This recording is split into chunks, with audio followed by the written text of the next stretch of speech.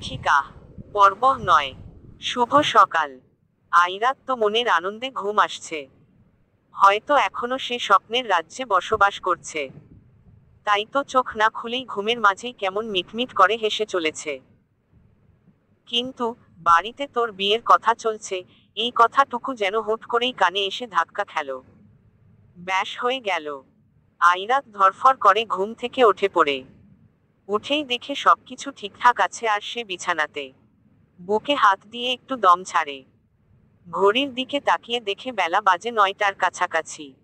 আজ শনিবার, অফিস ছুটি। আর আব্রাহাম একদিনের জন্য কাজে আউট অফ সিটি গিয়েছে।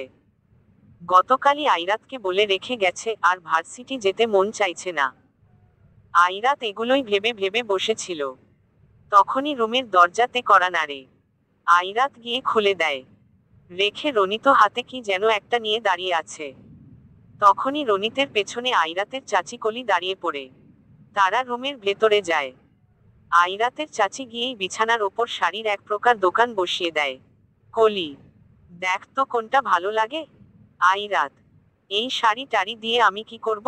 কলি, অনেক কিছু করার আছে, এবার জলদি দেখ তো কোনটা ভালো লাগে।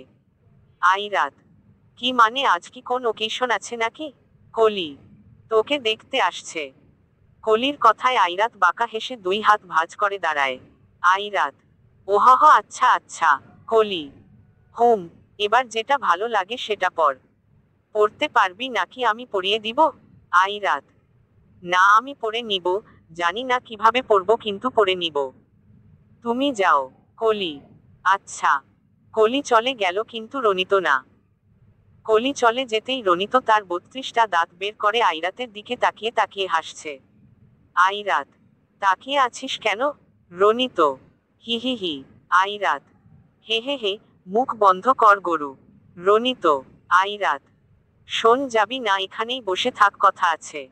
আমি ফ্রেশ হয়ে আসি। রনিত, আচ্ছা। আইরাত রনিতকে বলে ফ্রেশ হতে চলে যায়। রনিত সারা ঘরে দৌড়াদৌড়ি করছে। কিছুক্ষণ পর আইরাত এসে পড়ে। এসেই রনিতকে আগে ঘুষ হিসেবে এক বক্স চকোলেট দিয়ে দেয়। রনিত, কি করতে হবে জলদি বলো। আইরাত, আরে ওয়াহহ, বুঝে গেছিস। রনিত, হুম, বলো। আইরাত রনিতকে সব বলে বুঝিয়ে দিল। তারপর রনিত রুম থেকে দৌড়ে চলে যায় ডিম আনতে। হ্যাঁ, ডিম আনতে। এবার আইরাত নিজের সামনে ফোন অন করে ইউটিউবে গিয়ে শাড়ি পরার টিউটোরিয়াল ভিডিও অন করে দিল। ওরা যেভাবে যেভাবে শাড়ি পরছে, আইরাত ইচ্ছে করেই ঠিক তার উল্টো ভাবে শাড়ি পরছে। বেশ কিছুক্ষণ পর হুট করেই আবার দরজাতে নক পড়ে। আইরাতের চাচি চিল্লিয়ে বলে ওঠে, কলি, হলো তোর? 10টা বাজে, ওরা 11টার দিকে এসে পড়বে। আইরাত, হ্যাঁ হ্যাঁ, প্রায় হয়ে গেছে। তুমি যাও, আমি আসছি। আইরাতের চাচি সেখান থেকে চলে যেতেই আইরাত দ্রুত ফোনটা নিয়ে দিয়াকে ফোন করে। দিয়া হয়তো তখনও ঘুম থেকেই উঠেনি। 3বার ফোন দেয় আইরাত, কিন্তু সে ধরে না। 4বারের সময় দিয়া ফোন ধরে, আর ফোন ধরতেই আইরাত, দিয়া। দিয়ার ঘুমের মা বোন এক্কেবারে এক হয়ে গেছে এমন চিল্লানিতে। দিয়া, কি হইছে ভাই? আইরাত, এদিকে আমার হাওয়া টাইট হইয়া যাইতে আছে, আর তুই বজ্জাত মাইয়া ঘুমাস। এই তোর ঘুমের খেতা পুরি। জলদি আমার বাসায় আয়। 10 মিনিটে আসবি। দিয়া, আরে বাবা, হয়েছে কি? আইরাত, জানো, আজকে আমার সুন্দর মুখমণ্ডল খানা দর্শন করিবার জন্য অতি প্রাণপ্রিয় পুত্রপক্ষরা আসিতেছে। দিয়া, এই তোর সংস্কৃত বুঝি না, বাংলা ক। আইরাত, দিয়া, আমায় দেখতে আসছে ছেলেরা। ছেলে কেমন, কি করে, নাম কি, কোথায় থাকে? I just don't know. আমি তো ভাবছি যে চাচ্চু পর্যন্ত আমাকে কিছু বলল না। আচ্ছা, যাই হোক, দেখতে আসছে আসুক। আমিও কম না। এইক্ষণে কি মামার বাড়ি মোয়া পেয়েছি নাকি? আসতে দে ওদের, তারপর বুঝাবো। আর শোন প্লিজ, তুই জলদি আয়। দিয়া, এই তো উঠে পড়েছি। 10টা মিনিট টাইম দে আমাকে। আইরাত ফোন কেটে দেয়। ওদিকে দিয়াও জলদি উঠে পড়ে। আর প্রায় 20 মিনিট পর আইরাতের শাড়ি পরা শেষ হয়েছে। আল্লাহ জানেন এটা শাড়ি পরা হয়েছে নাকি অন্য কিছু। কুচিগুলো ঠিক নেই, এলোমেলো, আঁচল ছোট হয়েছে। বলা যায় শাড়িকে এক প্রকার ওড়নার মতো করে নিজের চারিদিকে শুধু পেঁচিয়ে গেছে। এই হলো আইরাতের শাড়ি পরা। তবে আইরাত আজ খুশি, কেননা দেখতে তাকে তেমন ভালো লাগছে না। আরে ভালোভাবে পড়াই হয়নি, তাহলে ভালো দেখতে আর কিভাবে লাগবে। ওদিকে দিয়া হাওয়ার বেগে আইরাতের বাসায় আসে। এসেই দেখে হলরুমে ইকবাল সাহেব বসে আছেন আর আইরাতের চাচি রান্না করছে। দিয়াকে আসতে দেখেই ইকবাল সাহেব বলেন, ইকবাল, আরে দিয়া মাঝে এসো এসো। কেমন আছো? দিয়া, জি চাচ্চু ভালো আছি। কলি, আরে দিয়া ভেতরে এসো, অনেক দিন পর আসলে আজ। দিয়া, না মানে চাচি এমনই আর কি। কলি, আচ্ছা ভালোই হয়েছে এসেছো।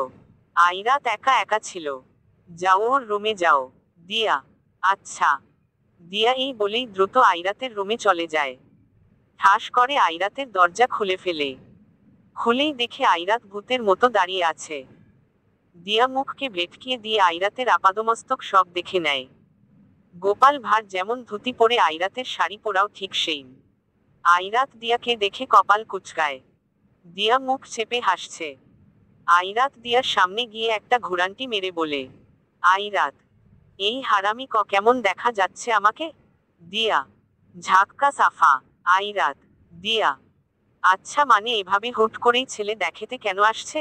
আইরাত, আর বলিস না, কাল রাতে রনিত আমায় বলেছিল একবার, আমি ভেবেছি মজা করছে হয়তো, কিন্তু না, আজ সকাল বেলা চাচি এসে বলে এই যে শাড়ি রেডি হো, ছেলেরা আসবে। আমি তো অবাক। দিয়া উকি দিয়ে আইরাতের বিছানার দিকে তাকায়। দেখে শুধু শাড়ি আর শাড়ি, কিন্তু এক একটা শাড়ি হেব্বি সুন্দর। দিয়া আইরাতের দিকে তাকায়। দিয়া, আরে ধুর, এত সুন্দর সুন্দর আর ভালো শাড়িগুলো রেখে তুই কি এই ফ্যাকাশে কালারের শাড়িটা পরেছিস রে? আইরাত, তোর কি মনে হয় আজ আমি ভালোভাবে চলবো? দাঁড়া না, ছেলেপক্ষকে কিভাবে বিদায় করতে হয় তা আমার বেশ ভালো করেই জানা আছে। আর এমন ভাবেই বিদায় করব না যে আর জীবনে এই বাড়ির আঙিনা পেরোবে না। দিয়া, এই রনিত কোথায় রে? আইরাত, দেশি পচা ডিম আনতে পাঠিয়েছি। দিয়া, ছি কেন? আইরাত, কাজ আছে বাবু, কাজ আছে। আইরাত এর মধ্যেই দিয়াকে যা যা করতে হবে সব A to Z বুঝিয়ে দেয়।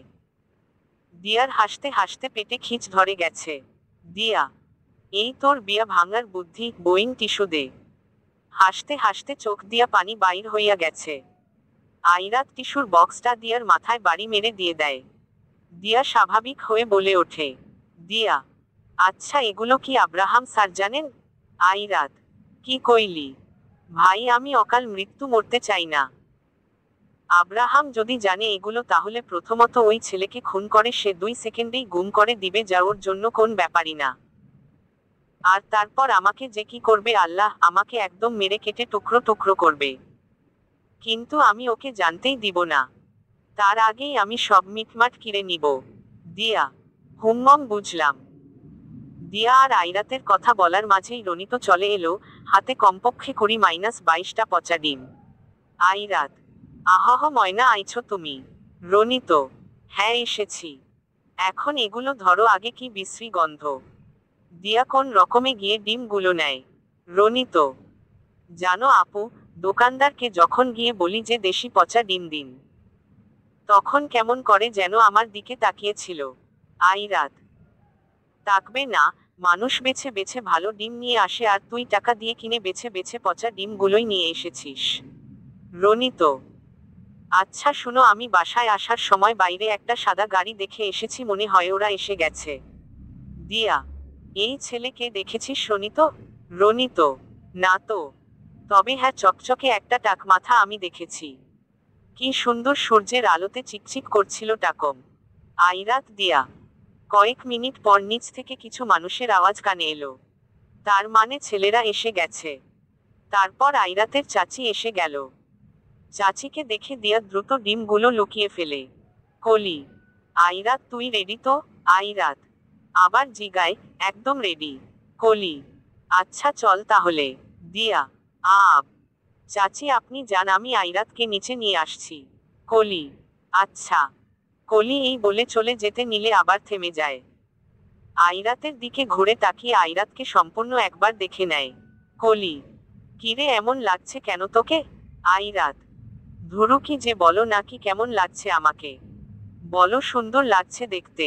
কলি, হুম জলদি নিচে আয়। আইরাত, তা তো আসতেই হবে।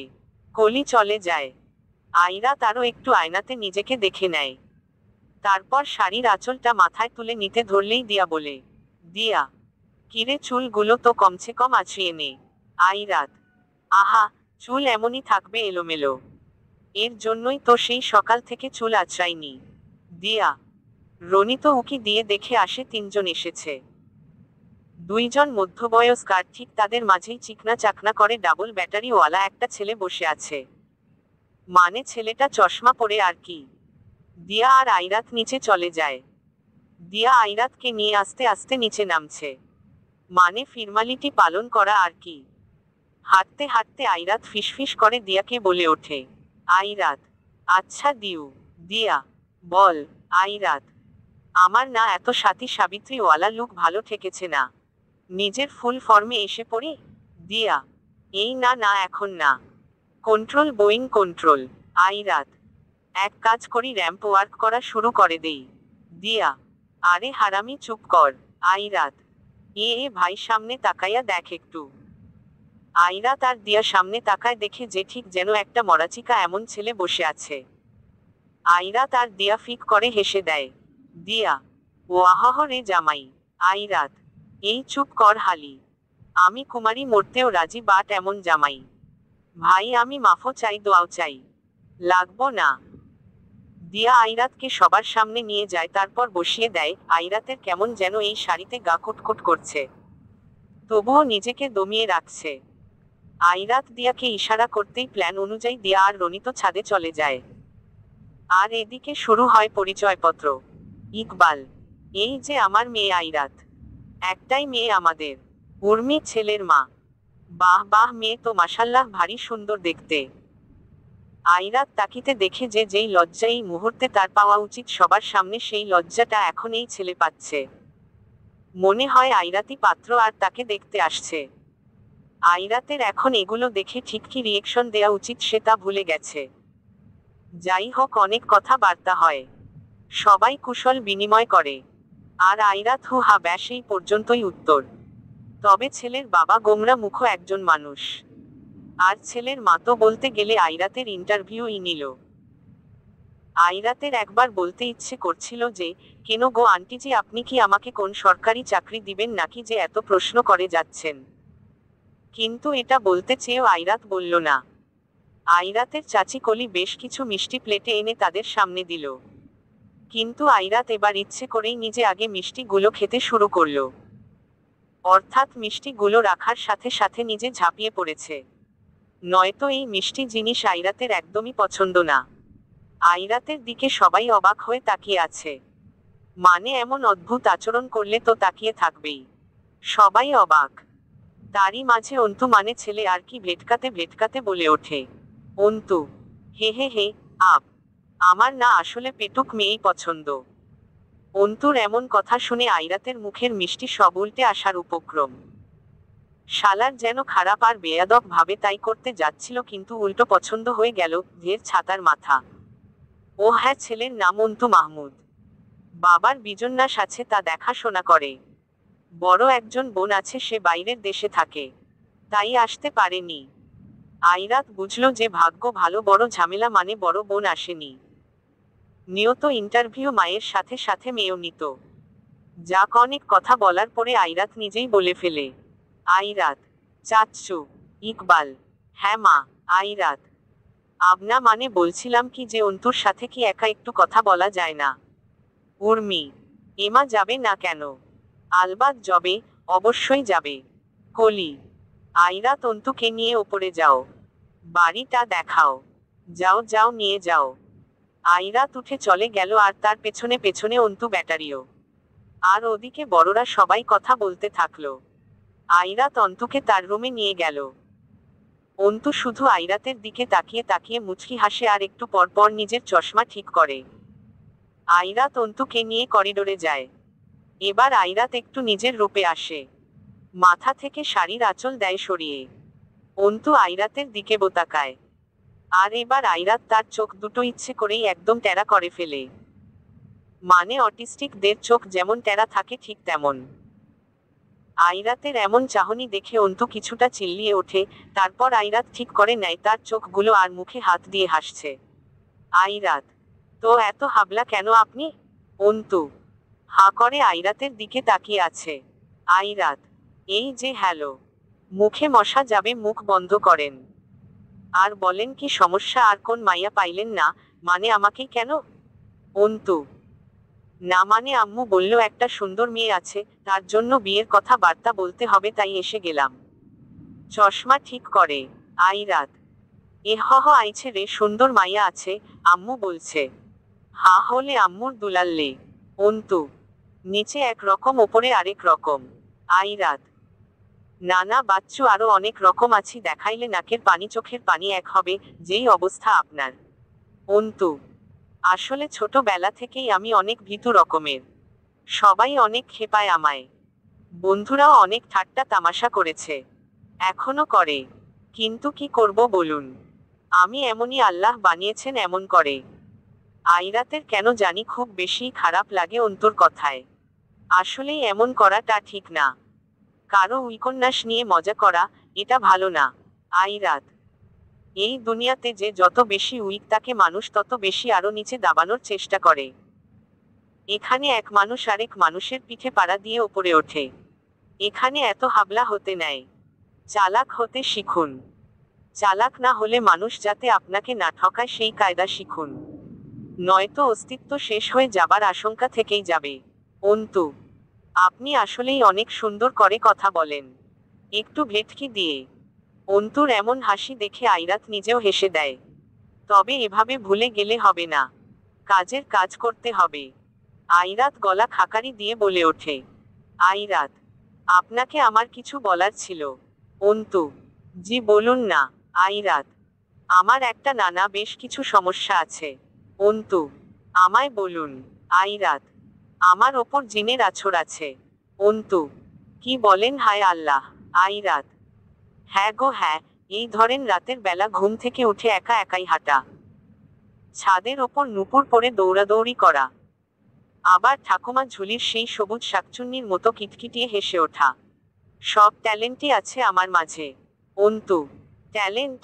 আইরাত, মানে ভৌতিক আচরণ আর কি। অন্তু, ওঝাকে দেখাননি? আইরাত, না দেখিয়েছিলাম তো, কিন্তু পরের দিন ওঝা সেই মরে গেছে। আরে শুধু তা না, নিচে যাকে দেখলেন মানে আমার চাচা, উনি তো খাবার খান না। অন্তু, হ্যাঁ খাবার খান না, তাহলে বেঁচে আছেন কিভাবে? আইরাত, উনি তো অনেক আগেই মরে গেছেন। নায়ুজুবিল্লাহ, আল্লাহ মাফ করো, মনে ননে। অন্তু, কি বলেন তাহলে? নিচে যাকে দেখলাম সর্ষে ককে। আইরাত, আতনা। অন্তু, আম্মু। আইরাত, এই আসতে, এই রইল আমার চাচা। আমার চাচির খবর তো জানেনই না। উনি রাত বিরাতে সাদা কাপড়ে বাইরে ঘোরেন, আর যাকেই দেখেন তাকেই টাচ করে ঘাড় মটকে দেন। আমাকেই মটকে দিত যদি না আমি তাদের মতো না হতাম তো। অন্তু, এই কি বলেন, মানে কি? আইরাত, মানে এই যে আমিও ভূত। ওইয়ে বললাম জিনের আছর আছে। অন্তু, এখন উপায়? আইরাত, কাছে আসেন মিয়া। অন্তু, হ্যাঁ। আইরাত, আরে একটু এদিক আসেন, কানে কানে একটা কথা বলি। অন্তু, জি বলেন। আইরাত, সোজা কথায় আসি, বিয়ে কইরেন না আমাকে। যত দ্রুত সম্ভব চইলা যান নিজের আম্মু আর ওই টাককে নিয়ে, ধুর মানে আপনার আব্বুকে নিয়ে, নয়তো সবাই মরবে। আর বিয়ে হলে আপনাকে তো আমি বাসর রাতে সবার আগে মারমু। অন্তু, আল্লাহ না প্লিজ বইন, আমি মাফ চাই প্লিজ। আমি চলে যাব। বিয়ের নিকুচি করেছে, আমি চলে যাব। আইরাত, আরেক কথা, এই বাড়িতে যে আসে তাদের কিন্তু আমরা চিনে রাখি, পরে তাদেরকেই আগে খুন করি। তো অন্তু বেবি, এখন তুমি কি করবে বলো তো? অন্তু, আম্মু। এই বলেই অন্তু চলে যায় ধরফর করে নিচে। অন্তুকে এভাবে নিচে নামতে দেখে সবাই অবাক, কিন্তু তবুও অন্তু একটু স্বাভাবিক হয়ে তার মাকে বলে ওঠে। অন্তু, আম্মু আম্মু, এখান থেকে যেতে হবে আম্মু, থাকা যাবে না, জলদি চলো। এগুলো বলেই অন্তু তার বাবা মাকে নিয়ে চলে যায় কোন রকমে। কেউ কিছু বুঝতে পারছে না, কিন্তু অন্তুর হাল বেগতিক দেখে অন্তুর বাবা মা চলে যান। আর ওদিকে আইরা তো দৌড়ে ছাদে চলে যায়। অন্তুর বাবা মা বিদায় নিয়ে বাড়ি থেকে বের হয়ে পড়ে বাড়ির বাইরে এসে যেই না গাড়িতে উঠতে যাবে তখনই ছাদের ওপর থেকে শুরু হয় মিশন পচা ডিম হামলা। বাপরে বাপ, ওপর থেকে ডিম সব তাদের গায়ে পড়ছে। ডিমগুলো গায়ে লেগেই ফেটে যাচ্ছে আর তাদের ভেতর থেকে কালো কালারের পচা কুসুম বের হচ্ছে। ঈশ্বস, গন্ধ কি বাজে! প্রায় সব ডিম শেষ। এবার দিয়া, রনিত আর আইরাত যার যার হাতে লাস্ট একটা করে ডিম নেয়। রনিত আর দিয়া ডিম ঢিল দিয়েছে, তা অন্তু আর তার মায়ের গায়ে লেগেছে। কিন্তু আইরাত আইরাত তার হাতের সেই লাস্ট ডিমটা দিয়ে মেরেছে এক ঢিল, আর তা সোজা গিয়ে লেগেছে অন্তুর বাবার টাক মাথার ওপর। ঈশ্বর, সেই চকচকে টাক মাথার ওপর গিয়ে পচা ডিমটা লেগেছে। অন্তুর বাবা প্রথমে বুঝেনি, কিন্তু পরে মাথায় হাত দিয়ে দেখে পচা দেশি ডিম। ওপরে ছাদে তাকাতেই আইরাত, দিয়া আর রনিত দ্রুত নিচে ঝুঁকে পড়ে, যার ফলে ওপরে কাউকেই দেখা যায় না। রাগে দুঃখে তারা আইরাতের বাড়ি থেকে চলে আসে। আর অন্যদিকে ছাদে ওরা তিনজন হাত পা ছড়িয়ে ছিটিয়ে দিয়ে হাসছে। দিয়া সারাদিন আইরাতের বাসাতেই থাকে, আর আইরাত এক জটকা এইসব শাড়ি টাড়ি খুলে ফ্রেশ হয়ে সুন্দর হয়ে আসে। এই যেন আইরাতের আসল চেহারা দেখা যাচ্ছে। আইরাত, দিয়া আর রনিত রুমে বসে বসে ইচ্ছে মতো চকোলেট খাচ্ছে আর এগুলো বলে হাসছে। তখন কলি আইরাতের রুমে আসে। ভেবেছিল আইরাতকে কিছু বলবে, কিন্তু এসেই দেখে সবাই চকোলেটের মাঝে ডুবে গেছে, তাই আর কিছু বলে না চলে যায়। দিয়া বিকেলের দিকে চলে যায় তার বাসায়। কিন্তু সেই রাতেই হঠাৎ করে কলির মা অর্থাৎ ইকবাল সাহেবের শাশুড়ি অনেক গুরুতর ভাবে অসুস্থ হয়ে পড়েন। তাই বাধ্য হয়ে তাদের মানে আইরাতের চাচা চাচি আর রনিতকে চলে যেতে হয় সেখানে। তার ঘন্টা খানেক পর দিয়ার ফোন আসে আইরাতের কাছে। দিয়া বলল কিছু নোটস আছে তার কাছে ভার্সিটির। তাই আইরাত যেন তার বাসায় এসে পড়ে। আইরাত ভাবল বাড়িতেও কেউ নেই, তার চেয়ে ভালো দিয়ার বাড়িতেই চলে যাক। যেই ভাবা সেই কাজ। আইরাত বাড়ির সব দরজা জানালা অফ করে চাবি নিয়ে দিয়ার বাড়ির উদ্দেশ্যে বের হয়ে পড়ে। আব্রাহামের সকল কাজ শেষ। বাইরে গিয়েছিল, এর ফলে আইরাতকেও দেখতে পারেনি সে। এখন যেন নিজেকে কেমন পাগল পাগল লাগছে। আইরাতকে লাগবে তার। আব্রাহাম ড্রাইভ করছে আর আইরাতের কথাগুলোই মাথায় নিয়ে ঘুরছে। ড্রাইভ করতে করতেই হঠাৎ আব্রাহামের গাড়ির সামনে ঠাস করে ধাক্কা লাগে কিছু একটা। মনে হয় অ্যাক্সিডেন্ট। ও গড! আব্রাহাম জীবনে ভুল করেও কখনো অ্যাক্সিডেন্ট করে না, আর এখন কিনা। আব্রাহাম দ্রুত ব্রেক কষে গাড়ি থামায়। তারপর গাড়ি থেকে বের হয়ে পড়ে। বের হতেই দেখে আব্রাহাম দ্রুত গতিতে ব্রেক কষে। তারপর সিট বেল্টটা খুলে গাড়ির বাইরে বের হয়ে পড়ে। আর বের হতেই আব্রাহাম অবাক। সে তার হাত দিয়ে কপালে স্লাইড করতে থাকে। কেননা আব্রাহাম বের হয়েই দেখে একটা মেয়ে নিচে পায়ে হাত দিয়ে বসে আছে। চুলগুলো সব মুখে আছড়ে পড়েছে, যার ফলে মুখ ঠিকভাবে দেখাও যাচ্ছে না। আব্রাহাম এখন এই ভাবছে যে শেষমেশ সে কিনা একটা মেয়ের অ্যাক্সিডেন্ট করলো। যাই হোক, আব্রাহাম মেয়েটার দিকে সামান্য ঝুঁকে হাত বাড়ায়। Abraham, hey hello, are you alright? আব্রাহামের ডাকে মেয়েটা ঝট করে মাথা তুলে ওপরে তাকায়। আব্রাহাম দেখে সেটা আইরাত। আক্কেলগুরুম অবস্থা। কি করবে কি বলবে ভেবে পায় না। আর আইরাত তো ভেবেছিল সে এত রাতে এমন ষাঁড়ের মতো করে যে গাড়ি চালাচ্ছিল তাকে আচ্ছা মতো ধুলাই করবে এখন। কিন্তু তা আর হলো কই। উপরে তাকিয়ে দেখে আব্রাহাম। আইরাতের সব রাগ যেন এবার পানি হয়ে গেল। উল্টো ভয় লাগছে, কেননা আব্রাহাম এবার রাগারাগি করবে। আর সেটা তার মুখ দেখেই বোঝা যাচ্ছে। আইরাত ঠোঁট দুটো উল্টিয়ে দিয়ে সেখানে রাস্তাতেই পড়ে আছে। আর আব্রাহাম এক ভ্রু উঁচু করে দুই হাত ভাঁজ করে সোজা হয়ে দাঁড়ায়। কতক্ষণ আইরাতের দিকে তীক্ষ্ণ নজরে তাকিয়ে থাকে। আইরাত একবার মাথা তুলে আব্রাহামের দিকে তাকায়, যখন দেখে যে আব্রাহাম রাগী ভাবে তাকিয়ে আছে তখন আবার মাথা নিচে নামিয়ে ফেলে। আব্রাহাম এবার এক পা ভাঁজ করে আইরাতের সামনে বসে পড়ে। আইরাত মাথাটা যেন আরো নিচে নামিয়ে ফেলে। আব্রাহাম, এই মেয়ে এত রাতে বাইরে কি করো? এই তো হলো। আইরাত আগেই ভেবেছিল যে এখন এই প্রশ্নটাই আব্রাহাম করবে। ঠিক তাই হলো। আইরাত কাচুমাচু করতে করতে বলে ওঠে, আইরাত, না মানে আমি না আসলে। আব্রাহাম, না মানে আসলে এগুলো ঘোড়ার ডিম বাদ দিয়ে আসল কথায় আসো। আইরাত, দিয়ার বাড়িতে যাচ্ছিলাম। আব্রাহাম: কেন আইরাত? নোটস নিতে, আর বাড়িতে আমি একা। একা একা আর কি করব? দিয়া ফোন দিয়ে বলল চলে আসতে, তাই যাচ্ছিলাম। কিন্তু রাস্তায় এক লেজ কাটা বাদরের সাথে দেখা। Abraham: what? আইরাত: কিছু না কিছু না। আব্রাহাম: আগেই বলছি না যে নোটস নিতে বাইরে যেতে হবে না? স্যারকে বললে সে নিজেই এসে বাসায় দিয়ে যাবে। আইরাত: ধুর, আমি ব্যথা পেয়েছি পায়ে, হেল্প করুন। আব্রাহাম: আমি এমনি কোন মেয়েকে হেল্প করি না। আইরাত: কি আমি এমনি কোন মেয়ে? আব্রাহাম: হ্যাঁ, এখন যেভাবে এসেছো সেভাবেই বাসায় যাও। বাই। এই বলেই আব্রাহাম সুন্দর করে তার গাড়িতে উঠে চলে গেল। আইরাতের সামনে দিয়েই গিয়েছে। আইরাত শুধু ছলছল দৃষ্টিতে তাকিয়েছিল। আব্রাহাম এমনটা করতে পারল তার সাথে। এবার সত্যি আইরাতের বেশ কান্না পাচ্ছে। আব্রাহাম তো গাড়ি নিয়ে সাই করে চলেই গেল। কিন্তু এদিকে আইরাতের নিজের কাছে নিজেকেই কেমন অসহায় লাগছে। ডান পাটা মচকে গেছে। আইরাত সামনে তাকিয়ে দেখে রাস্তায় কতগুলো কুকুর দাঁড়িয়ে আছে। কুকুরগুলোকে দেখে আইরাত আরো ভয় পেয়ে যায়। কোন রকম করে ওঠার চেষ্টা করে, কিন্তু আবার নিচে পড়ে যায়।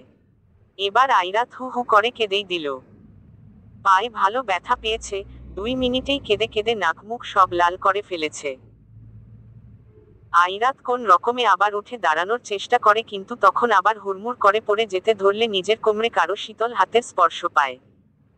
মুহূর্তেই নিজেকে শূন্য অনুভব করে। তাকিয়ে দেখে আব্রাহাম। আব্রাহামকে দেখে আইরাত যেন তেলে বেগুনে জ্বলে ওঠে। আব্রাহামের কোল থেকে নামার জন্য ছটফট করেই যাচ্ছে। আব্রাহাম দাঁত কটমট করে তাকায়। কিন্তু এবার আইরাত ভয় পায় না, বরং রেগে বলে ওঠে, আইরাত, হয়েছে, নামান আমাকে। প্রথমে ছেড়ে চলে গিয়ে এখন এসে আবার দরদ দেখাতে হবে না। নামান আমাকে। আব্রাহাম: ছেড়ে যাবার তো প্রশ্নই আসে না। আইরাত: আমি বাসায় যাব, ছাড়ুন। আব্রাহাম: এই পা নিয়ে বাসায় যাবে? বাড়িতে দিয়ে আসবে কে, এই কুকুরগুলো নাকি? আইরাত: ফাইজলামি করেন, আমি একাই যেতে পারবো। ছাড়ুন তো, সবসময় ভালো লাগে না। আব্রাহাম: এখন যদি বেশি বাচালগিরি করেছ তো এই যে দিলাম, ফেলে দিলাম। আব্রাহামের হাতগুলো হালকা হয়ে এলেই আইরাত আবার আব্রাহামের শার্টের কলার খামছে ধরে। আব্রাহাম: কেন, কি হয়েছে, নামবে নাকি? তো নামিয়ে দেই, নামো। আইরাত: আমার পায়ে ব্যথা, আপনি ব্যথা দিয়েছেন। আব্রাহাম: হাহ, 2 মিনিটেই নাক মুখ সব লাল বানিয়ে ফেলেছে টমেটোর মতো। আব্রাহাম আইরাতকে কোলে তুলে নিয়ে গিয়ে গাড়িতে বসিয়ে দেয়। তারপর যেতে থাকে। আইরাতের বাড়ি পার হয়ে গেলে আইরাত দ্রুত আব্রাহামকে জিজ্ঞেস করে, আইরাত, এই এই আমরা কোথায় যাচ্ছি? আব্রাহাম: বাড়িতে। আইরাত: কিন্তু কার? আব্রাহাম: তোমারই বলতে পারো। আইরাত: আপনার বাসায় যাচ্ছি। আব্রাহাম: হোম ড্রাইভ করতে করতে? আইরাত: আরে না না, আমার বাসায় যেতে হবে। বাড়ি পুরো ফাঁকা। আব্রাহাম: হ্যাঁ, সেখানে আজ ভূত প্রেতদের নাইট পার্টি হবে। আইরাত: আরে ধুর। আব্রাহাম: তোমার চাচা চাচি কোথায়? আইরাত: চাচির মা অসুস্থ, তো তারা সবাই ওখানে গিয়েছেন, হয়তো কিছুদিন থাকবে। আব্রাহাম: ওহহ, তাহলে তো হয়েই গেল। আইরাত: না না, হয়নি, আমি আমার বাসায় যাব। আব্রাহাম: এই চুপ। আর হ্যাঁ, দিয়াকে ফোন করে বলে দাও যে তুমি যাচ্ছ না ওর বাসায়। আইরাতের আর কি, দিয়াকে ফোন করে নাই করে দিল। আব্রাহাম তার বাড়ির সামনে গাড়ি থামায়। আইরাত খেয়াল করল যে এই সময় আব্রাহামের বাড়ির আশেপাশে বেশ গার্ড রয়েছে। সাধারণত এত গার্ড থাকে না, কিন্তু আজ অনেক বেশি। তাদের হাতে রয়েছে আবার বিশাল আকৃতির বড় বড় অস্ত্রশস্ত্র। আব্রাহাম গাড়ি থেকে নেমে আইরাতের পাশে গিয়ে দরজা খুলে দিল।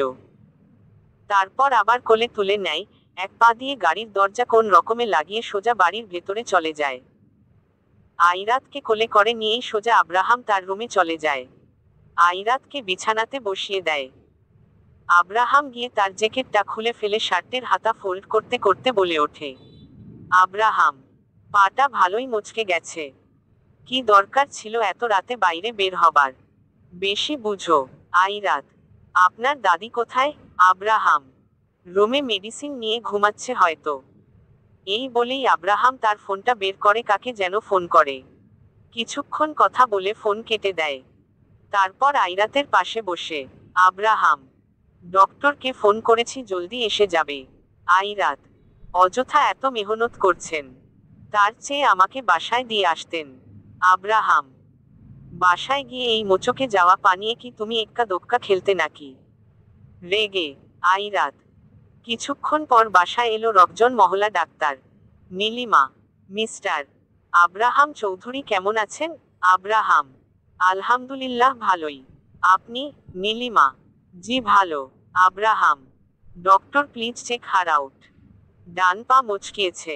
নীলিমা, ওকে। নীলিমা কোন রকম করে পাটা দেখে, কেননা পাতে হাত পর্যন্ত লাগাতে দিচ্ছে না আইরাত। ব্যথা অনেক। তবুও ডক্টর দেখে একটা মলম আর একটা পেইন স্প্রে দিয়ে চলে গেল।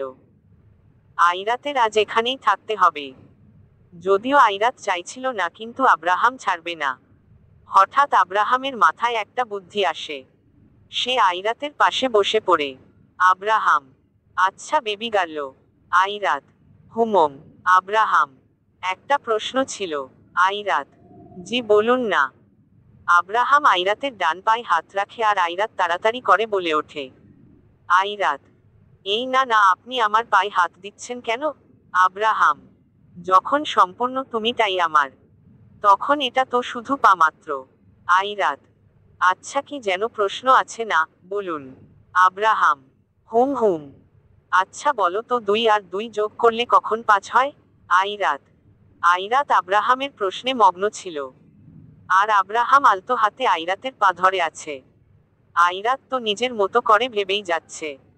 আব্রাহাম একটু বাঁকা চোখে আইরাতের দিকে তাকায়। দেখে আইরাত কপাল কুঁচকে ভাবছে। এই সুযোগেই আব্রাহাম আইরাতের পায়ের যেখানে ব্যথা ঠিক সেখানে আর তার বিপরীত পাশে 2 হাত দিয়ে ধরে জোরে দেয়, এক টুইস্ট করে। টাস করে শব্দ হয়। আর আইরাত চিৎকার করে ওঠে, আব্রাহাম, আস্তে। আইরাত, ও মা রে, এই আপনি কি করলেন আল্লাহ! আব্রাহাম 2 হাত ভাঁজ করে আইরাতের দিকে তাকিয়ে আছে। আইরাত তার পায়ে হাত দিল আর দিতেই অবাক। সে এখন তার পা নাড়াচাড়া করতে পারছে। পায়ে হাত দিয়েই অবাক হয়ে আব্রাহামের দিকে তাকায়। আব্রাহাম, কি ব্যথা আছে? আইরাত, মানে না নেই। কিন্তু এটা কিভাবে হলো? আব্রাহাম, আমাদের হাতে পায়ে কিছু সেনসিটিভ হাড় গোড় থাকে। সেগুলোতে প্রেসার পড়লে খুব সহজেই চোট পাওয়া যায়, আবার খুব সহজেই চোট থেকে আরামও পাওয়া যায়। শুধু তার অপোজিট সাইডে ধরে এঙ্গেল ঘুরিয়ে হালকা ভাবে চাপ দিলেই হয়। ড্রয়ার থেকে কাপড় বের করতে করতে, আইরাত, এটা হালকা চাপ ছিল? আব্রাহাম, অবশ্যই হালকা ছিল। আইরাত, ও আমি না আপনার মতো এত বডি বিল্ডার না ওকে। আব্রাহাম, ও হ্যাঁ, ভুল করলে। আইরাত, কি ভুল করলে? আব্রাহাম, ভুল করলেই একমাত্র 2 আর 2 যোগ করে 5 হয়। আইরাত, ওহহ আচ্ছা। আইরাত সেখানেই বসেছিল। আব্রাহাম এবার আইরাতের সামনে এক বাটি স্যুপ নিয়ে আসে। চামচে স্যুপ তুলে আইরাতের সামনে ধরে। আইরাত মুখ ঘুরিয়ে নেয়। আব্রাহাম, খাও, এটা ভালো হবে তোমার জন্য। আইরাত, খাবো না। আব্রাহাম, আইরাত বেবি ভালোই ভালোই বলছি, খেয়ে নাও। আইরাত, ইচ্ছে নেই, খাবো না। আব্রাহাম, খাবে না? আইরাত, না। আব্রাহাম, খাবে না? আইরাত, না না না। Abraham, alright. এই বলেই আব্রাহাম উঠে নিজের শার্টের বোতামগুলো খুলতে খুলতে আইরাতের কাছে আসতে লাগলো। চোখগুলো আইরাতেই স্থির।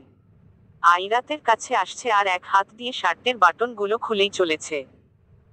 আব্রাহামের এমন ভাবে এগিয়ে আসা দেখে তো আইরাতের গলা শুকিয়ে গেল। আইরাত, আপনি এভাবে এগিয়ে আসছেন কেন? আব্রাহাম, তুমি না বললে খাবার খাবে না, তাই। আইরাত, তাই কি? আব্রাহাম, তাই এখন আমি তোমাকে খাঁচা চিবিয়ে খাবো। আইরাত, কি? এই না না। আব্রাহাম, না বেবি গার্ল, এখন না বললে তো হয় না। আইরাত, এই না না মানে হ্যাঁ, আমি খাবো, স্যুপ খাবো। আপনি প্লিজ এগোবেন না, আর প্লিজ বোতামগুলো লাগিয়ে নিন প্লিজ। আব্রাহাম, ঘি সোজা আঙুলে না বের হলে আঙুল বাঁকা করতেই হয়। আইরাত, আব্রাহাম আইরাতকে খাইয়ে দেয়। খাওয়ানো শেষ হলে আব্রাহাম প্লেটগুলো নিয়ে নিচে চলে যায়। সেভাবেই কিছুক্ষণ বসে থাকতে থাকতে কখন যে আইরাত ঘুমিয়ে পড়েছে তা সে নিজেও জানে না। আব্রাহাম ফ্রেশ হতে চলে যায়। একটা কালো কালারের ট্রাউজার আর সাদা কালারের টি শার্ট পরে চুল মুছতে মুছতে বের হয়ে আসে। এসেই দেখে আইরাত ঘুমিয়ে পড়েছে হেলান দিয়েই। আব্রাহাম টাওয়ালটা রেখে দিয়ে আইরাতের কাছে আসে। এসেই তার দিকে ঝুঁকে পড়ে দুই পাশে হাত দিয়ে। আইরাতের সারা মুখে আব্রাহামের চোখগুলো বিচরণ করে চলেছে। চুলগুলো মুখের সামনে এসে পড়েছে। আব্রাহাম হাত দিয়ে সেগুলাও তার কানের পেছনে গুজে দেয়। আইরাতের কপালে চুমু এঁকে দেয়। তারপর আইরাতকে শুইয়ে দেয়। চাদরটা বুক অবধি টেনে দেয়। তারপর আইরাতের পাশে তার হাত ধরে বসে পড়ে আব্রাহাম। আইরাতের দিকে তাকিয়ে তার হাতে উল্টো পাশে একের পর এক চুমু দিয়েই যাচ্ছে। এভাবেই সারারাত পার হয়ে যায়। পরের দিন সকালে চোখ খুললে আইরাত আব্রাহামকে নিজের বিছানা পাশে দেখাতে পারে। সে বুঝে যে সারা রাত আব্রাহামের এভাবেই কেটে গেছে। আইরাত উঠে পড়ে। সে তার হাতটা আব্রাহামের দুই হাতে ভাঁজে খুঁজে পায়। আইরাত আব্রাহামের দিকে এক নয়নে তাকিয়েছিল। আব্রাহামের চুলগুলো তার কপালে এসে পড়েছে। সকালের একদম স্নিগ্ধ একটা মুখ। সাদা আর কিছুটা লাল আভায় ভরে উঠেছে মুখটা। একটা মানুষ এতটা সুন্দর হয় কিভাবে? ছেলের এত সুন্দর হতে নেই। আব্রাহামের এই ইনোসেন্ট মুখখানা দেখে কেউ মনে করবে যে এই ছেলেটাই এতটা ভয়ানক আর সাইকো। কে যেন ঠিকই বলেছে, মানুষের চেহারা দেখে বা বাহ্যিক রূপ দেখে ভেতরের কোন কিছুই আন্দাজ করা যায় না। এভাবে থাকতে থাকতে হুট করেই আইরাত তার হাতটা তুলে আব্রাহামের চুলগুলো গুছিয়ে দিতে থাকে। আব্রাহামের আরেকটু কাছে যায়। আব্রাহামের দিকে তাকিয়ে থাকে। এভাবে তাকিয়েই ছিল আইরাত আর তৎক্ষণাৎ আব্রাহাম ফট করে তার চোখ মেলে তাকায়। আইরাত চমকে ওঠে আর দ্রুত আব্রাহামের থেকে কিছুটা দূরে সরে আসে। আব্রাহাম, এটা কি ছিল? আইরাত, কিছুই না। আব্রাহাম, হুম হুম বুঝি। আমি নিচে যাচ্ছি, উঠে ফ্রেশ হও। আব্রাহাম এই বলেই চলে গেল আর আইরাত তার মুখে পানির ছিটা দেয়। আইরাত নিচে হলরুমে যায়। আব্রাহামের দাদির সাথে দেখা হয়। অনেক কথা বলে। তারপর একটা সময় পর আব্রাহাম আইরাতকে তার বাসায় দিয়ে আসে। আইরাতের পা এখন অনেকটাই ভালো। আসলে পুরোপুরিই ভালো। আইরাত বসেছিল তখন হঠাৎ ইকবালের ফোন আসে। আইরাত, হ্যালো চাচ্চু। ইকবাল, কিরে মা, তুই কি কিছু করেছিস নাকি? মানে ওই যে অন্তুদের সাথে? ইকবালের কথা শুনেই আইরাত তার দাঁত দিয়ে জিভ কাটে। হকচকিয়ে যায়। আইরাত, কি যে বলো না চাচ্চু। আমি আবার কি করতে যাব? কিছুই না। কিছুই করিনি আমি। কেন, কি হয়েছে? ইকবাল, না মানে ওরা বলল জীবন প্রিয় তাই তোকে বিয়ে করবে না। আইরাত। আইরাত হাসি থামাতে না পেরে মুখে তার ওড়না চেপে হাসছে। ইকবাল, কিরে কিছু বল। আইরাত, হ্যাঁ হ্যাঁ, আরে চাচ্চু বাদ দাও তো, ওমন একটা গেছে, আরো অনেক আসবে। বাদ দাও এইসব। চাচি কোথায়, রনিত কোথায়? ইকবাল, হ্যাঁ আছে ওরা। আর শোন, আমরা আগামীকাল এসে পড়ব। আইরাত, আচ্ছা। আইরাত তার চাচ্চুর সাথে আরো বেশ সময় কথা বলে ফোন কেটে দেয়। বিকেল দিকে আইরাতের কাছে আবার আব্রাহামের ফোন। আইরাত, হ্যালো আব্রাহাম, বেবি গা আয়ালো। আইরাত, বলুন শুনছি। আব্রাহাম, শোনো, জলদি করে তোমার ভার্সিটির পাশের এই ক্যাফেটাতে এসে পড়ো। আইরাত, কিন্তু কেন বলুন তো? আব্রাহাম, আরে অনেক জরুরি কাজ আছে। তুমি এসো। আর হ্যাঁ, দিয়া কেউ নিয়ে এসো কিন্তু। আইরাত, দিয়া? কিন্তু ও কেন? আব্রাহাম, আরে বাবা বললাম তো কাজ আছে। তুমি আর দিয়া এসে পড়ো। আইরাত, ওকে ফাইন, আসছি। Abraham, come fast, I am waiting. Ayrat phone কেটে দেয়। তার কিছু সময় পর দিয়াকে নিয়ে চলে যায় ক্যাফেতে। আব্রাহাম যে আইরাতকে কেন ডেকেছে তা আইরাত নিজেও জানে না। এখন শুধু সে দিয়াকে নিয়ে রিকশা করে যাচ্ছে। দিয়া, আচ্ছা আমরা কোথায় যাচ্ছি? আইরাত, ক্যাফেতে। দিয়া, কেন? আইরাত, আব্রাহাম যেতে বলেছে। দিয়া, কেন? আইরাত, আমিও জানি না। দিয়া, কেন? আইরাত, এই কেনর বাচ্চা চুপ থাক, নইলে রিকশা থেকে ধাক্কা মাইরা ফালাই দিমু কইলাম। দিয়া। একটা সময় দিয়া আর আইরাত ক্যাফের সামনে এসে পড়ল। রিকশা থেকে নেমেই আইরাত দেখে ক্যাফে থেকে কিছুটা দূরে দাঁড়িয়ে আব্রাহাম ফোনে কথা বলছে। আইরাত দিয়াকে ভেতরে যেতে বলে আইরাত নিজেই আব্রাহামের কাছে চলে যায়। আইরাত আব্রাহামের পেছনে দাঁড়িয়ে ছিল। ভেবেছিল আব্রাহামকে ভুঁ করে চমকে দিবে। আইরাত যেই না ভুঁ করতে যাবে তখনই সাথে সাথেই আব্রাহাম তার বাম হাত দিয়ে আইরাতের কোমরে ধরে দেয় এক টান। আইরাত সোজা আব্রাহামের বুকে এসে পড়ে। আব্রাহাম তার কানে এক হাত দিয়ে ফোন ধরেই এক ভ্রু উঁচু করে আইরাতের দিকে তাকিয়ে আছে।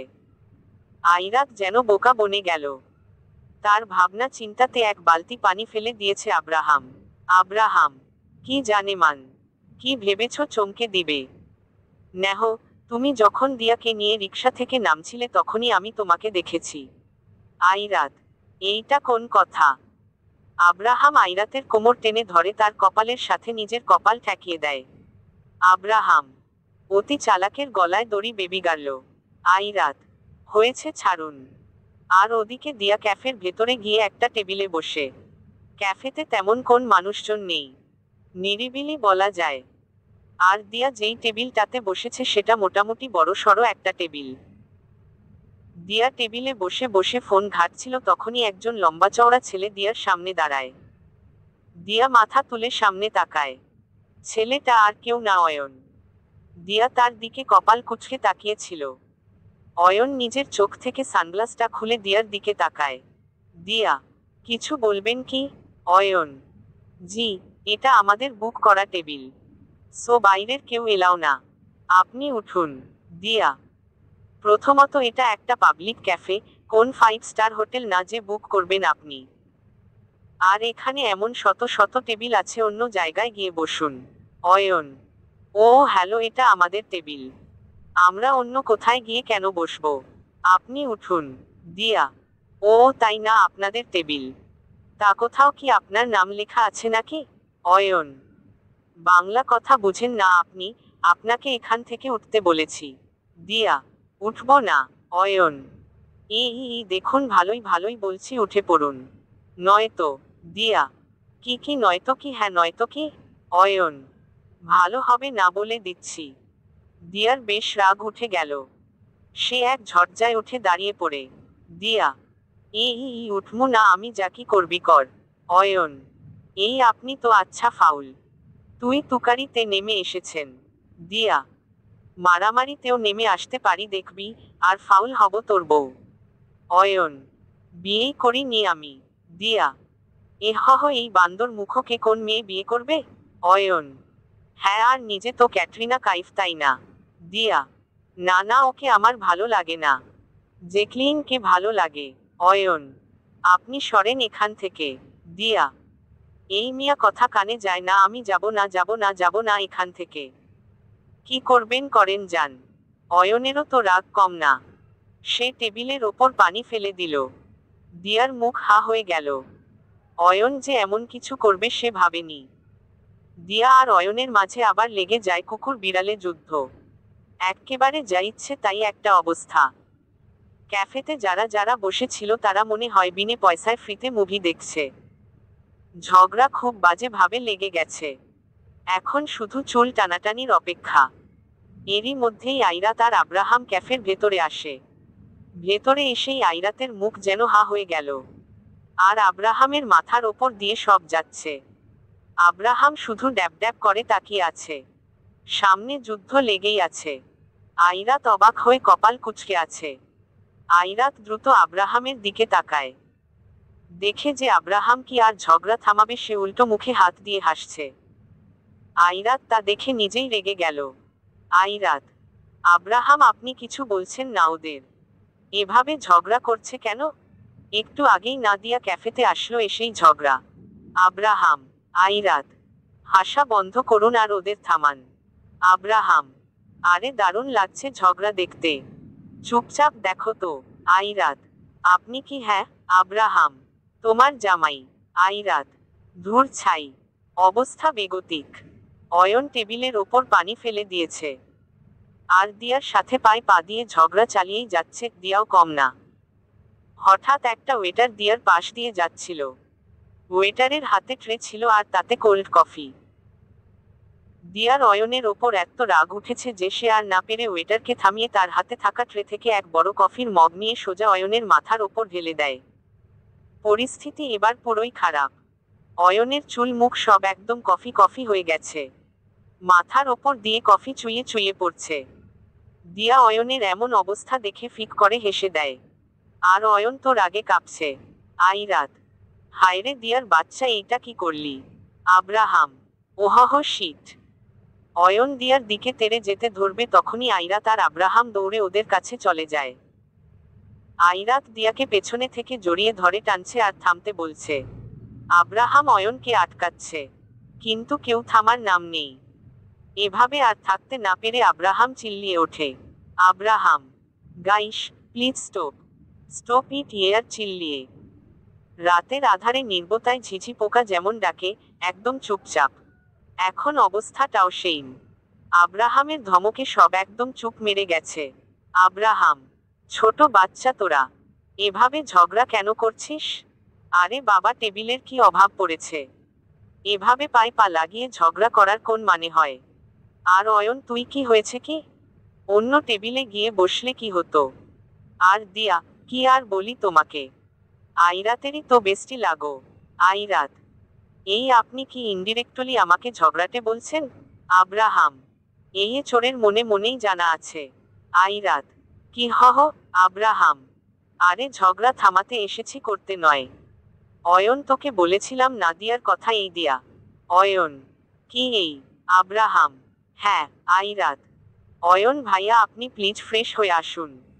অয়ন দিয়ার দিকে একটা রাগী লুক দিয়ে আসে পড়ে। আব্রাহাম, আইরাত আর দিয়া অন্য টেবিলে গিয়ে বসে। আর আইরাত আচ্ছা মতো দিয়াকে বকে দেয়। দিয়াও বুঝতে পারেনি যে অয়ন আব্রাহামের ফ্রেন্ড লাগে, তাও একদম জানে জিগার। প্রায় 20 মিনিট পর অয়ন ফ্রেশ হয়ে আসে। একদিকে দিয়া আর আইরাত বসেছে, আরেক দিকে আব্রাহাম আর অয়ন। আইরাত, এবার বলুন আপনি কি জন্য ডেকেছেন? আব্রাহাম, কেন ডেকেছি তা একটু পরেই এসে পড়বে। আইরাত, মানে? তখনই ক্যাফের ভেতরে আরুষি আর রোহিত আসে। দিয়া তো আরুষিকে দেখেই এক লাফ দিয়ে ওঠে। আরুষি দিয়ার যে খালাতো বোন লাগে। আর আইরা তো বেশ অবাক। দিয়া আরুষিকে দৌড়ে গিয়ে জড়িয়ে ধরে। প্রায় কেঁদেই দিয়েছে। ওইয়ে বিয়ের দিন গুম হয়েছিল, তারপর আজকে দেখছে আরুষিকে। আরুষিও এসে আইরাতকে জড়িয়ে ধরে। টেবিলের এক পাশে আরুষি আইরাত দিয়া বসে আছে। আর রোহিত আব্রাহাম অয়ন এক পাশে। আইরাত, আচ্ছা তো এই ছিল প্ল্যান আপনার, তাই না? আব্রাহাম, হ্যাঁ। আইরাত, তো আরুষি বেবি, পালিয়ে বিয়ে করেছো, কেমন লাগলো? Arushi, all credit goes to Abraham ভাই। আইরাত, হ্যাঁ হ্যাঁ, নাটের গুরু তো সেই। Abraham, thanks for the compliment girls. Diya, হি হি হি হি হি হি। রোহিত, আরে আর বলিস না ভাই, শ্বশুর হলো কসাই। পরে কিন্তু ঠিকই মেনে নিয়েছে, অযথা ন্যাকামো সব। আমার তো মন চায়। রোহিত এগুলো বলছিল, কিন্তু তখন আব্রাহাম থামিয়ে দেয়, তাকে ইশারা করে রোহিতকে আরুষির দিকে তাকাতে বলে। রোহিত তাকিয়ে দেখে আরুষি রাগে চোখ ছোট ছোট করে তাকিয়ে আছে তার দিকে। নিজের বাবার এত সুনাম তার কেমন যেন হজম হলো না। সবাই গল্প করছে। আব্রাহাম বলে ওঠে, আব্রাহাম, আসলে আরুষি বনু, অনেক থ্যাঙ্কস তোমায়। আরুষি, কেন ভাইয়া? আব্রাহাম, তোমাকে তুলে আনতে গিয়েই অয়ন আর কৌশল আইরাতকে তুলে এনেছিল। আমার ভালোই হয়েছে। আইরাত, হ্যাঁ, আর আমার জীবন যায় যায় অবস্থা। সবাই হেসে ওঠে। আব্রাহাম, আচ্ছা এবার বলো সবাইকে কি খাবে? রোহিত, বার্গার। আরুষি, আইসক্রিম। আইরাত, আমিও আইসক্রিম আর ক্যাপাচিনো। দিয়া, আমি পিৎজা। আব্রাহাম, অয়ন তুই কি খাবি? কফি। আব্রাহাম নিজেই বলে নিজেই আহাম্মক সেজে গেল যে আসলে সে ঠিক কি বলল এই মাত্র। অয়ন অসহায় মুখ নিয়ে আব্রাহামের দিকে তাকালো। কেননা দিয়া অয়নের মাথায় কফি ঢেলে দিয়েছে, আর আব্রাহাম কিনা এখন তাকে আবার কফি খাওয়ার জন্য অফার করছে। দিয়া আর আইরাত হেসে দেয়। আব্রাহাম, না না থাক, কফি খেতে হবে না। তুই আর আমি কোল্ড ড্রিঙ্কস খাই চল। অয়ন, হ্যাঁ তাই অর্ডার কর। অবশেষে সব খাবার হাজির হলো। অনেক আড্ডা দিল সবাই। অনেক মজা লেগেছে। সারা বিকেল থেকে জমি আড্ডা দিয়ে সবাই চলে আসে। আরশি আর রোহিত চলে গিয়েছে একসাথে। অয়নও চলে গেছে। আব্রাহাম তার গাড়িতে করে দিয়া আর আইরাতকে নিয়ে এসে পড়ে। দিয়াকে তার বাসার সামনে নামিয়ে দিয়ে এসে পড়ে। এখন আইরাত আর আব্রাহাম একসাথে গাড়িতে। দেখতে দেখতে আইরাতের বাসাও এসে গেল। আইরাত গাড়ি থেকে নেমে পড়ে। আব্রাহাম আইরাতের হাত ধরে নিজের সাথে লাগিয়ে নেয়। তার গালের সাথে নিজের গালগুলো লাগিয়ে নেয়। আর তখন আইরাত সাথে সাথে তার গাল সরিয়ে ফেলে। আইরাত, ধুরু, আপনার এই চাপদারি গুলো আমার গালে লাগে। আব্রাহাম হেসে দেয়। তারপর ইচ্ছে করেই আইরাতের গালের সাথে নিজের গাল ঘষা দেয়। আব্রাহাম, আমার এই চাপদারি গুলোর ওপর মেয়েরা মরে আর তুমি এমন করো। আইরাত, অন্য মেয়েরা হয়তো মরে কিন্তু আমি মরি না ওকে। আব্রাহাম, হুম হুম। আইরাত, এখানে কি করেন, বাড়ি যান। আব্রাহাম, যেতে তো ইচ্ছে করছে না। আইরাত, ঘোড়ার ডিম, বাড়ি যান।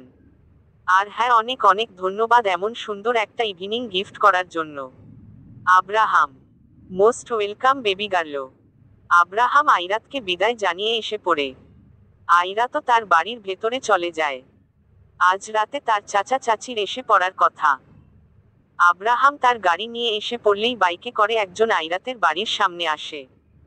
মাথায় হেলমেট পরা। তার তীব্র চোখগুলো আইরাতের দিকে তাকায়। চোখগুলো কেমন লাল হয়ে গেছে, যেন খুব রেগে আছে। আইরাত বাড়ির ভেতরে গিয়ে দরজা লাগিয়ে দেয়।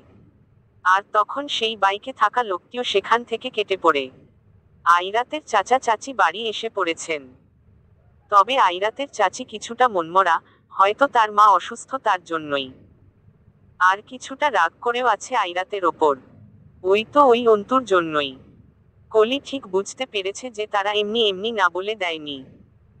আইরাতের ওপর সেই দিন তার সকাল থেকেই সন্দেহ ছিল।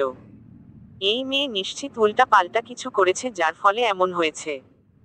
সকাল বেলা হাতে একগাদা ফাইল নিয়ে অফিসে যাওয়ার উদ্দেশ্যে দ্রুত নিচে নামছিল আইরাত। তখনই তার চাচির করা ডাকে থেমে পড়ে। কলি। আইরাত, দাঁড়া। আইরাত, হ্যাঁ বলো। কলি, অন্তুর বাবা ফোন করেছিল। ওরা না বলে দিয়েছে কেন বলতো? আইরাত, ওহহ, ওই চাইন্দা বেডা। আইরাত সাথে সাথে দাঁত দিয়ে জিভ কাটে। আইরাত, আপ, মানে অন্তুর বাবা? কলি, হ্যাঁ। আইরাত, আমি কি করে জানবো যে কেন না করেছে? হয়তো আমার মধ্যে কোন কমতি ছিল তাই। কলি, তেমন তো আমি তোর মাঝে কিছু দেখি না। এই সত্যি করে বল তো, তুই কিছু করেছিস কি? আইরাত, আরে না হহ, কি যে বলো না, আমি কেন কি করতে যাব? আমি কিছু কি করতে পারি বলো? শোনো, এত মাথা ঘামানো বন্ধ করো বুঝলে। আর কাউকে কারো পছন্দ নাই হতে পারে, এতে এত প্যারা নেওয়ার কি আছে? আমি গেলাম, থাকো তুমি। কলিকে আর কিছু বলার সুযোগটুকু না দিয়েই আইরাত জলদি করে বের হয়ে এসে পড়ে। আর একটু সেখানে থাকলে তার চাচি তার মাথা কাল্লা সব ভেজে খেয়ে ফেলবে। অন্যদিকে আজ সকাল থেকেই আব্রাহামের মাথা প্রচুর গরম। ইনফ্যাক্ট কাল রাত থেকেই। রাগ সামলাতে পারে না আব্রাহাম। খুব রাগ লাগছে। এখন সে অফিসেই। তার সাথে অয়ন আর রাশেদও দাঁড়িয়ে আছে। পুরো কেবিনে কাচের ছোট বড় সব টুকরো কেমন ছড়িয়ে ছিটিয়ে আছে। রাগগুলো এদের ওপরই ঝাড়া হয়েছে। আব্রাহাম, লাইক সিরিয়াসলি, গতকাল যে কটা গাড়ি ইউএসএ এর জন্য গিয়েছে সেগুলোতে ড্রাগস ছিল? রাশেদ, স্যার, সেখানের স্টাফরা তো তাই বলছিল। আব্রাহাম, এখন সেগুলো কোথায়? রাশেদ, স্যার, সেগুলো ইউএসএ এর যে পুলিশ অফিসাররা ছিল তাদের আন্ডারে। অয়ন, হ্যাঁ, আর ওরা জানে যে এগুলো তুই করবি না। আব্রাহাম, আরে ভাই, মাফিয়ারা যতই ভালো হোক না কেন, মানুষ তাদের ভালো চোখে কখনোই দেখে না আর দেখবেও না, কথাটা মাথায় রাখিস। ওরা আমার এমন কেউ লাগে না যে আমার ওপর তাদের এত বিশ্বাস ভরসা থাকবে। যাই হোক, আমাকে নিয়ে কোন চিন্তাই নেই, কারণ কেউ মার একটা চুল অবধি পাকা করতে পারবে না। প্রশ্ন হচ্ছে, এটা যে ড্রাগস গুলো এলো কি করে? অয়ন, এই যে গাড়ির পেপাস গুলো, এগুলো চেক করতে পারিস। আব্রাহাম পেপাস গুলো নিয়ে নেয়। সেগুলো খুব মনোযোগ দিয়ে দেখে, কিন্তু সেখানে কোন কিছুই পাওয়া যায়নি। রাশেদ, স্যার, আমার মনে হয় না যে যেখান থেকে গাড়িগুলো কেনা হয়েছে সেখানের কেউ এমন করবে। কারণ অবশ্যই সবার কাছে সবার জীবন অনেক প্রিয়। আব্রাহাম, নেহ, সেখান থেকে কেউ কিছু করবেও না, চান্স নেই। ভেতরের কেউই করেছে সবকিছু। অয়ন, কি বলিস? আব্রাহাম, অয়ন, একটা প্রবাদবাক্য আছে, ঘরের মুরগি ডাল বরাবর, অর্থাৎ আমি এখানে এদের যতই বেশি স্যালারি দিয়ে কাজ করাই না কেন এদের কাছে তা কমই হবে। আমি যতই টাকা দেই না কেন, মানে আমি মুরগি দিলেও তাদের কাছে তা ডালই লাগবে। এর জন্য তাদের আরো টাকা দরকার, তাই এগুলো ইলিগ্যাল কাজ করে বসে। আর জানিস তো, ক্ষতি সবসময় আমাদের আশেপাশের মানুষরাই করে, বেশি দূরে যেতে হয় না। রাশেদ, তাহলে স্যার এখন? আব্রাহাম, গাড়িগুলো গত কয়েকদিন যাবৎ কে দেখাশোনা করেছে, কে গাড়ির নেম প্লেট গুলো ঠিকঠাক করেছে, গাড়িগুলো বাইরে কে চালান করেছে, সব ডিটেইলস চাই আমার। মনে রেখো 6টা গাড়ি আর সবগুলোতেই ড্রাগস, এটা কিন্তু কম বড় কথা না। রাশেদ, জি স্যার। রাশেদ আর অয়ন কেবিন থেকে বের হয়ে পড়ে। আব্রাহামের মাথা পুরো হ্যাং মেরে আছে। সে গিয়ে কাচের দেওয়ালে এক হাত রেখে বাইরের দিকে তাকিয়ে রইল। তার কিছুক্ষণ পর আব্রাহাম খেয়াল করল একটা মাঝবয়সী লোক অফিসের ভেতরে ঢুকলো। আব্রাহাম একে ভালো করে চিনে না, কেমন যেন খটকা লাগলো তার কাছে। তখনই বাইরে কেবিনে নক। রাশেদ, স্যার আসবো? Abraham, come in. Rashed, sir এই দেখুন, এখানে প্রত্যেকটা গাড়ির রেট বেশি নেওয়া হয়েছে। হাতে কতগুলো ফাইল এনে। Abraham, what do you mean? Rashed, মানে প্রতিটি গাড়ির দাম তার আসল দামের থেকে 7 লক্ষ টাকা বেশি নেওয়া হয়েছে। আব্রাহাম, হ্যাঁ নেওয়া তো হবেই, গাড়িতে ড্রাগস যে ছিল। রাশেদ আব্রাহামের সাথে কথা বলছিল, তখনই আব্রাহাম খেয়াল করে যে সেই অচেনা লোকটি 4 নাম্বার কেবিনের দিকে গেল। রাশেদ, তাহলে sir? Abraham, listen to me, তুমি এখন বাইরে যাও আর অয়নকে আমার কেবিনে পাঠাও। আর হ্যাঁ, খেয়াল রাখবে এই ড্রাগসের ব্যাপারটা যেন কোনভাবেই লিক না হয়, ওকে? রাশেদ, জি স্যার। আব্রাহাম, আর এই 4 নাম্বার কেবিনে কে থাকে? রাশেদ, স্যার জাফর নামে একজন এমপ্লয়ি থাকে। জাফর আহমেদ? ওহ হ্যাঁ, আইরাত ম্যামের সাথে টুকটাক কাজ করে, মানে এই ধরুন ফাইল দেখা বা হিসাব নিকাশ করা, এই তো। আব্রাহাম, হুমম বুঝলাম। রাশেদ সেখান থেকে চলে যার তার কিছুক্ষণ পর অয়ন আসে। অয়ন, কিরে ডেকেছিস? আব্রাহাম, শোন, তোর তো আজ কোন কাজ নেই তাই না, তাহলে আজ আমার অফিসেই থেকে যা। অয়ন, কিন্তু আমার খিদে পেয়েছে তো। আব্রাহাম, খালা আম্মা তোকে কি খেয়ে পেটে রেখেছিল রে? শালা পেটুক, আসলে তোর জন্য কাল দিয়াই ঠিক ছিল, একদম পারফেক্ট। অয়ন, এই ওই বজ্জাত মেয়ের নাম নিবি না একদম। আব্রাহাম, শোন, আমি কেবিনের বাইরে যাচ্ছি, কিন্তু তুই এখানে থাক, বুঝেছিস? মানে সবাই যাতে ভাবে যে আমি এখানেই আছি, ওকে? অয়ন, তার মানে আমি আব্রাহাম আহমেদ চৌধুরী? আব্রাহাম, কিছুক্ষণের জন্য তাই ধরে নে। অয়ন, কিন্তু তুই যাচ্ছিস কোথায়? আব্রাহাম, ধরে নে, কাহিনীর মূল সূত্র খুঁজে পেয়েছি। এই বলেই আব্রাহাম বের হয়ে পড়ে সোজা 4 নাম্বার কেবিনের ভেতরে চলে যায়। গিয়েই দেখে জাফর বসে আছে চেয়ারে। জাফর দেখে আব্রাহামকে, কিন্তু চেয়ার থেকে উঠে দাঁড়াচ্ছে না। আব্রাহাম কিছুটা অবাকই হয়, মানে অফিসের বসকে দেখে সে দাঁড়াচ্ছে না। আব্রাহাম ভারী ভারী কিছু কদম ফেলে জাফরের দিকে এগিয়ে যায়। এবার আব্রাহাম ভালোভাবে খেয়াল করে যে জাফর আসলে ড্রাগ নিয়েছে, আর ফলে যে তার হিতাহিত জ্ঞান শূন্য হয়ে গেছে। উঠে দাঁড়ানোর শক্তিটুকু নেই তার মাঝে। তার সামনে কে আছে কে নেই তার খেয়াল নেই। কেমন এক মাতলামো মাতলামো ভাব, চোখগুলো লাল হয়ে গেছে, চোখের পলকগুলো আধো আধো করে ফেলছে। আব্রাহামের কাছে এখন যেন সব পানির মতো পরিষ্কার। তাকে আর কিছু বলতেও হলো না, কারণ প্রমাণ তার নিজের চোখের সামনে। গাড়িতে ড্রাগসগুলো কে ভরেছে বা কে চালান করেছে তা সুস্পষ্ট হয়ে গেল। এখন প্রশ্ন একটাই, যে যাই কিছু করেছে তাই জাফর একাই করেছে নাকি আরো অন্য কারো হাত আছে এর পেছনে? আব্রাহাম টেবিলের দিকে এগিয়ে যায়। টেবিলের ওপর এক গ্লাস পানি ছিল, তা নিয়ে আব্রাহাম সোজা জাফরের মুখের ওপর মেরে দেয়। জাফর কিছুটা ধরফরিয়ে ওঠে, চোখগুলো খুব শক্তভাবে পিটপিট করছে। হাত দিয়ে মুখটা কোন রকমে মুছে সামনে তাকায়। এখনো ঠিকভাবে দেখতে পারছে না সে, সব কেমন ঘোলা ঘোলা দেখাচ্ছে। তবে যতটুকু অবয়ব দেখতে পেরেছে তাতে এটা সে বুঝে গেছে যে সামনে থাকা ব্যক্তিটি আব্রাহাম। জাফর ঢুলু ঢুলু পায়ে উঠে দাঁড়ায়। জাফর, আব্রাহাম সারা আপনি? আব্রাহামের রাগ এবার সপ্তম আকাশে। সে জাফরের শার্টের কলার খামছে ধরে নিজের সামনে নিয়ে আসে। রাগে হাত পা সব শক্ত হয়ে এসেছে আব্রাহামের, দাঁতগুলো কটমট করছে। ওদিকে এই তীব্র গরমের মাঝে এত ঝুট ঝামেলা পেরিয়ে অফিসে এসেছে আইরাত। এসেই হাঁপাচ্ছে। পিয়নকে বলে একদম ঠান্ডা একটা কোকাকোলা আনতে বলে। তখনই রোদেলা আসে। রোদেলা, কি এই অবস্থা কেন? আইরাত, রাস্তায় প্রচুর জ্যাম ছিল, তার ওপর গরমে আমি আলু সিদ্ধ রে ভাই। রোদেলা, হুম হুম দেখা যাচ্ছে। নাকের ডগায় ঘাম জমেছে, তার মানে জামাই অনেক আদর করবে। আইরাত, ধুত্তুরি এগুলা হুদ্দাই কথা, তুমি বিশ্বাস করো? রোদেলা, আরে না, মজা করলাম। তখনই আইরাতের কোকাকোলা এলো। আইরাত, এই খাবা? রোদেলা, না খাও। আইরাত, হুমম আমি যাই স্যারের কেবিনে। রোদেলা, আচ্ছা। আইরাত, ওহহ দাঁড়াও দাঁড়াও। রোদেলা, হ্যাঁ। আইরাত, ওই যে ওই কোথায়? রোদেলা, কে? আইরাত, আরে ব্যাটার নামটা কি যেন? মীর। হ্যাঁ মীর জাফর। রোদেলা, জাফর। আইরাত, আরে নাম খেয়াল থাকে না তাই মির্জাফর বলি, এতে মনে থাকে। রোদেলা, হ্যাঁ বুঝলাম, এখন কি হয়েছে? আইরাত, আরে উনার কাছ থেকে ফাইল নেবার আছে আমার।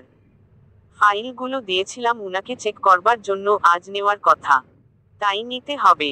রোদেলা, হ্যাঁ কেবিনেই আছে, একটু আগেই দেখেছি কেবিনে যেতে। আইরাত, ওহহ আচ্ছা, তাহলে আমি আগে উনার কাছ থেকে ফাইলগুলো আনি। রোদেলা, আচ্ছা। আইরাত জাফরের কেবিনের দিকে যেতে ধরল। গিয়েই দেখে কেবিনের দরজা খোলা। তৎক্ষণাৎ ভেতর থেকে ভাঙচুরের শব্দ আসে। যেই না আইরাত ভেতরে পা রাখতে যাবে তখনই একটা রক্তমাখা কাচের টুকরো তার পায়ের সামনে আসে। এটা দেখেই তো আইরাত বেশ ভড়কে যায়। সে একদম ভেতরে চলে যায়, আর যেতেই যা দেখে তাতে আইরাতের হাতগুলো আপনা আপনিই তার মুখে চলে যায়। আব্রাহাম এক হাতে জাফরের শার্টের কলার খামছে ধরে আছে, আরেক হাতে রয়েছে কাচের একটা টুকরো। সেটা দিয়েই আব্রাহাম জাফরের মুখ বরাবর দেয় একটা আঁচড় কেটে। তাতে গালের মাংস সম্পূর্ণ কেটে অর্ধের কাচের সাথে এসে পড়ে, আর অর্ধেক মুখের পাশেই ঝুলে থাকে। গোলগোল করে রক্ত ঝরছে। আব্রাহাম হাতে থাকা কাচটা ঢিল মারে, তারপর তার জ্যাকেটের ভেতর থেকে একটা পকেট নাইফ বের করে। কোন কথা না বলেই আব্রাহাম সেই পকেট নাইফটা দিয়ে সোজা জাফরের গলার শ্বাসনালী বরাবর এক ঘা বসিয়ে দেয়। রক্তে জাফরের শার্ট ভিজে গেছে। মুহূর্তেই ফ্লোরে পড়ে গেল জাফর। গলা কাটা মুরগির মতো কেমন ছটফট করছে। এতক্ষণে গিয়ে আব্রাহামের রাগ যেন কিছুটা কমেছে। হাত থেকে নাইফটা জাফরের পাশেই ফেলেই দেয়। আইরাত এগুলো দেখে ভয়ে 2 কদম পেছনে সরে যায়। নিজের পেছনে কারো পায়ের আওয়াজ কানে আসতেই আব্রাহাম ঘুরে তাকায়। দেখে আইরাত মুখে হাত দিয়ে চোখগুলো বড় বড় করে তাকিয়ে আছে। তখন জাফরের কেবিনে রাশেদ সহ আর 3-4 জন গার্ড প্রবেশ করে। তারা এসে তাদের কাজে লেগে পড়ে বলতে হয় না, কারণ আব্রাহামের সম্পর্কে তাদের ধারণা আছে।